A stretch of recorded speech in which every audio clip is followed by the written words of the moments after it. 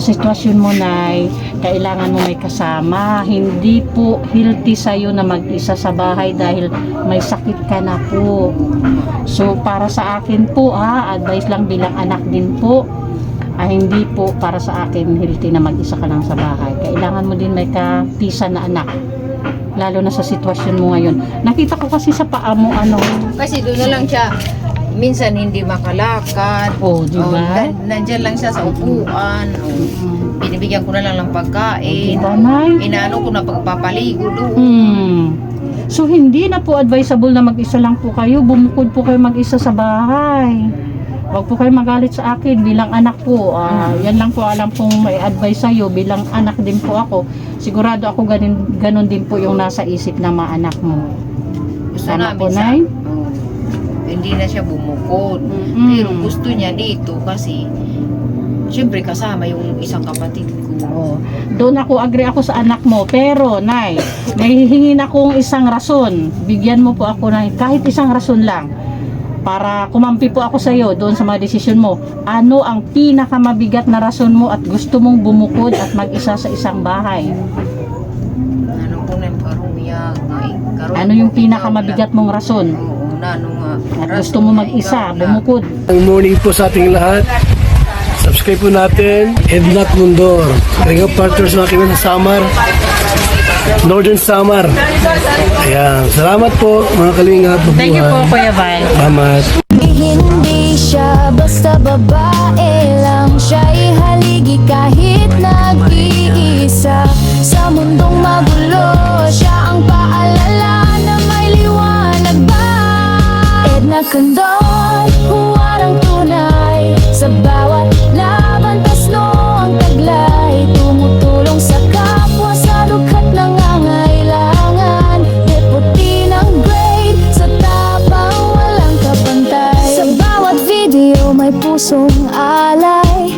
Kwento ng buhay para sa tunay na gabay. Hindi lang inspirasyon, kundi aksyon. Sa channel niya, damang-damang malasakit at misyon.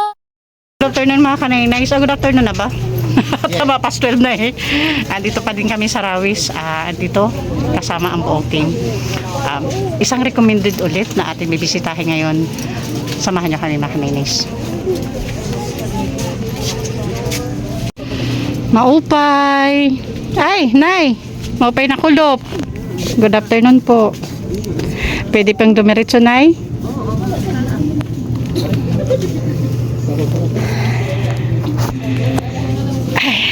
Nay, musta? Musta po, Nay?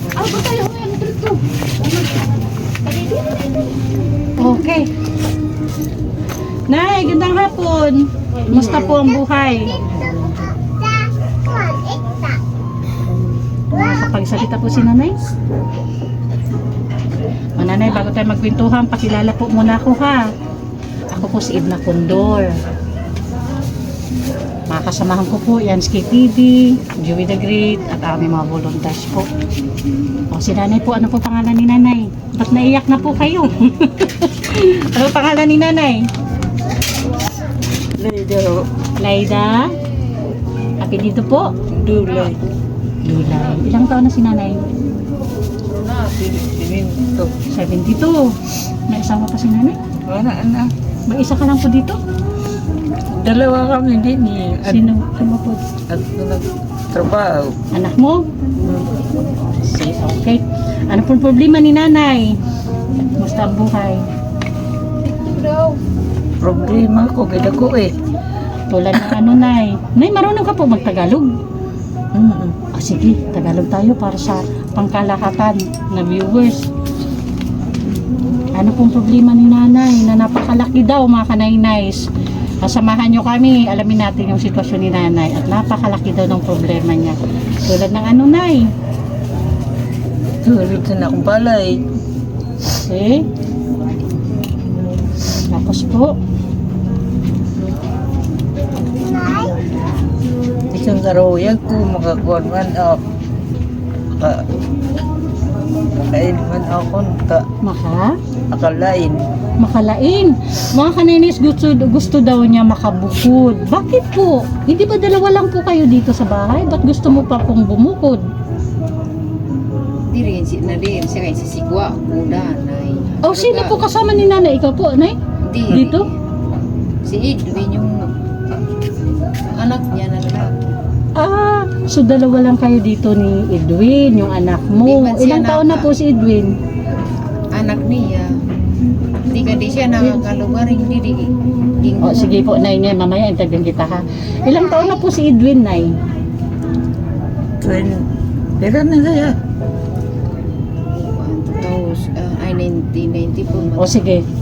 Anyway, so anong problema po dito at gusto mong bumukod, nay? Pero yung kung magsarili ako. Magsarili ka. Oo, Bakit niya po? pala. Kanino pong bahay to, nay? Akin. Ba't ikaw ang bubukod? Bahay mo pala po ito. Kay hindi mo na pwede Mr. Tiang ay wakay na. Yun lang po ba ang problema mo, nanay? Yung gusto mong bumukod? About sa health mo po, sa kalusugan mo, ano pong problema? Wala po bang problema sa kalusugan? Drama ugat. Oo, ang tulad ng ano, nay?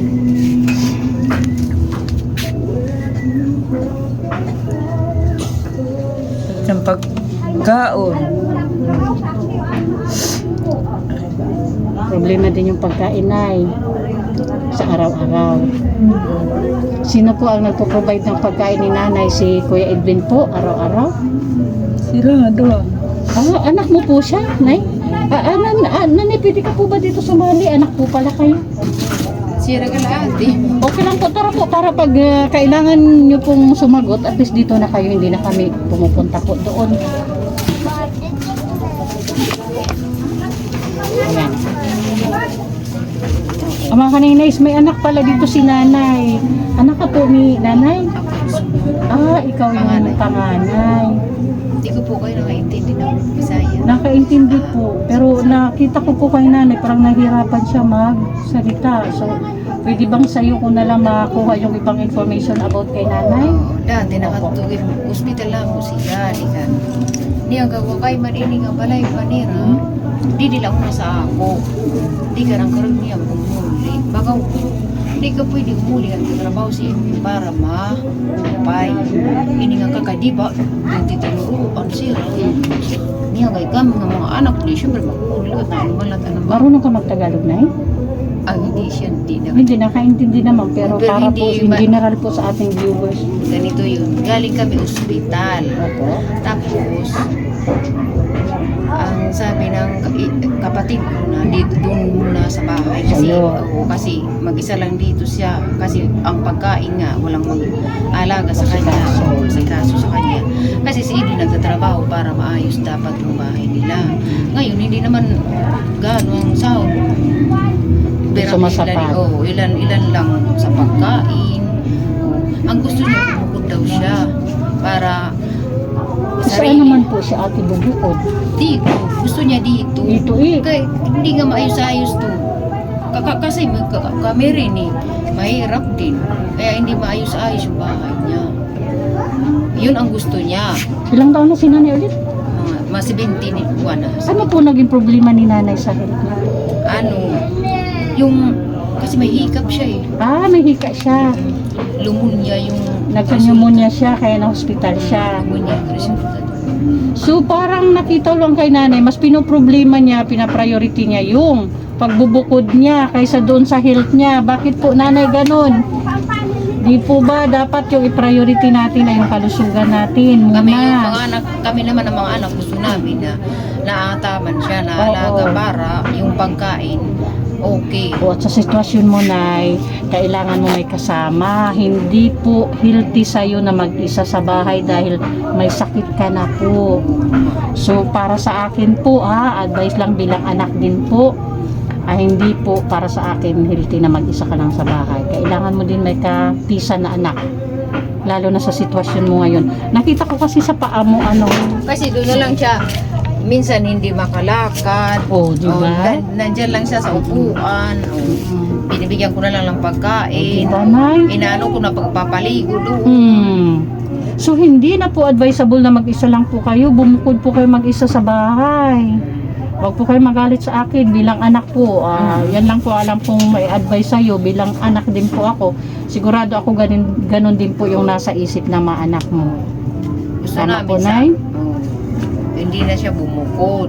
Pero gusto niya dito kasi siyempre kasama yung isang kapatid ko. Doon ako, agree ako sa anak mo. Pero, Nay, may hihingin akong isang rason. Bigyan mo po ako ng kahit isang rason lang. Para kumampi po ako sa iyo doon sa mga desisyon mo. Ano ang pinakamabigat na rason mo at gusto mong bumukod at mag-isa sa isang bahay? Ano ko na yung karuyag. Ano yung pinakamabigat mong rason? Oo, nano nga. At gusto mo mag-isa, bumukod? Nano karuyag mo nga. Laing ka.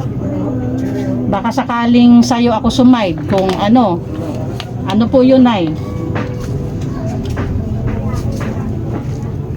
Okay lang po, Nay. Sige, labas mo lang po. Wala pong pag may magalit dito, ako bahala sa'yo, Nay. Ano po yun? Ano po? Ibang lakas pa rin. Ano ko ng karuyag nga. Anong pinakarason mo? Gusto mong bumukod? Bumukod. Maglaing. Karayag ko. Ako lang. Ay, kabila. Kaya nga po, ano yung pinaka rason mo at gusto mo ganun ang maging sitwasyon mo? Ano karuyag mo nga ikaw. Oo, Nay. Sige, para baka sakali maging dalawa tayo sa desisyon mo. Nahihirasan ka nga. Oo. Daramuan ng galungon. Oo. Kung ano yung pinakamabigat na rason, Nay? Sige, ano po? Ano po yung pinakarason mo? Sige. Ano po, Nay? Para mamingaw ka nga ikaw lang. Ha? Sugar ako mo kamera. Na, ano ko mo? Wala lang, Nay? O, ano po? Na, ano ko no?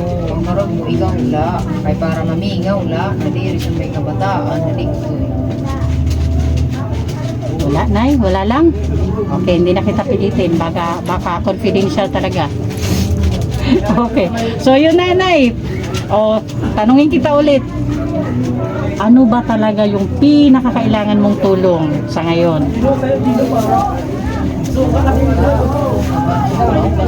Wala din, Nay? Wala lang din? Sige po, Nay. Ano po sa tingin mo yung pinakakailangan mong tulong?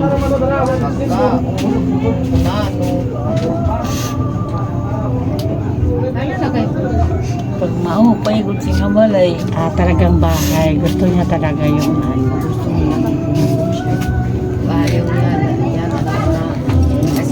So yun talaga yung gusto ni nanay, yung maayos yung bahay niya. Sa nakikita ko kasi bubungan talaga yung pinaka-problema, yung bubong. Tumutulo At gusto daw niya talaga dito, tumira lang. Ayaw niyang pumisan sa mga anak niya.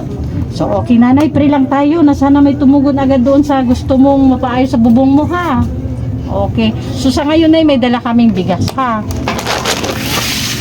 Galing po kay Sis Beth June. Ito po, dito ko lang lagay. Okay po. Ayan. Nay, may counting. Ayan mga Kanaines Kalinga Partners, pasupport po sa ating founder, ang ama ng Kalinga, Kuya Val Santos Matubang, Ate Ina Vlogs, and Kalinga Prab. And shout out din, thank you din sa ating mga sponsors na palaging andyan, Manay Terry Anderson, Ma'am Hawaii, Sis Bitchun, Sangkay Imarani, Ma'am Pinky Papi, Sis Marites Atienza, Miss Irene DB, Sis Marcelina Fedorovic, Sis Claire Azan Malinican, Ma'am Beverly Prinso. Thank you po. Palambing din po, please support Joey the Great, Edna Condor, Yansky TV, and Limix TV. At syempre sa ating po mga volunteers, andyan po si Annabelle Mix Vlog, Mida Militar Vlog, Brenda Vlog, Rina TV Official, Jennifer Hiray, Limpa TV, Tay Blas Official TV, Rina Dolindo TV.